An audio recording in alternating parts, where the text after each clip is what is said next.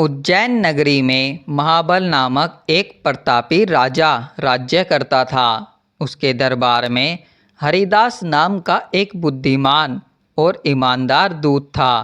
हरिदास की एक अत्यंत रूपवती और संस्कारी पुत्री थी जिसका नाम महादेवी था। जब वह विवाह योग्य हुई तो हरिदास को उसके विवाह की चिंता सताने लगी।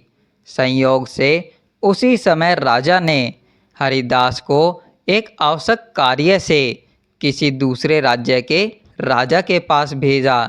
हरिदास कई दिनों की यात्रा कर उस राज्य में पहुंचा जहां उसका भव्य स्वागत हुआ।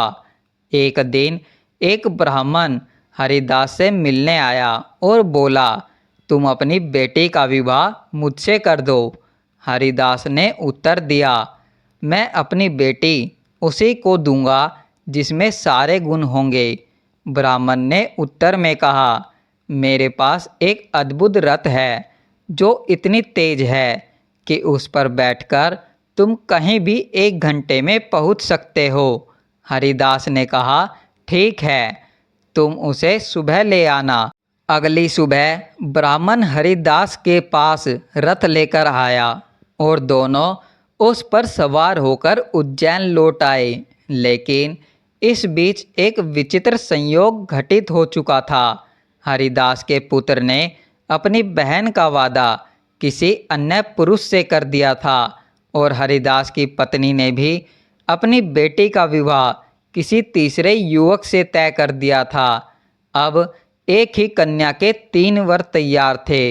हरिदास अत्यंत चिंतित हो उठा। 3 वर और एक ही कन्या, निर्णय करना कठिन था। इसी उधेड़बुन के बीच एक राक्षस अचानक आ पहुंचा और महादेवी को उठाकर विंध्याचल पर्वत की ओर उड़ गया। हरिदास ने तीनों वरों से सहायता मांगी। उनमें से एक ज्ञानी युवक था जिसने अपने ज्ञान से बताया कि राक्षस कन्या को विंध्याचल पर्वत पर ले गया है। दूसरा युवक वही था जिसके पास तेज गति वाला रथ था। उसने कहा, आओ मेरे रथ पर सवार हो जाओ, हम तुरंत वहां पहुंच सकते हैं। तीसरा युवक एक धनुधर था। उसने कहा, मैं शब्दवेदी बाण चलाकर राक्षस को मार गिराऊंगा। तीनों ने मिलकर कन्या को बचाने की योजना बनाई। वे रथ पर सवार होकर विंध्याचल पर्वत पहुँचे जहां धनुधर युवक ने अपने अद्भुत बाण से राक्षस को मार डाला और कन्या को सुकुशल छुड़ा लिया। इतना कहकर बेताल ने राजा विक्रम से प्रश्न किया, हे राजन, बताओ उन तीनों में से कन्या किसे मिलनी चाहिए? राजा विक्रम ने उत्तर दिया, कन्या उस युवक को मिलनी चाहिए जिसने राक्षस को मारा, क्योंकि वही सच्चा वीर था जिसने प्राणों की बाजी लगाकर कन्या को बचाया।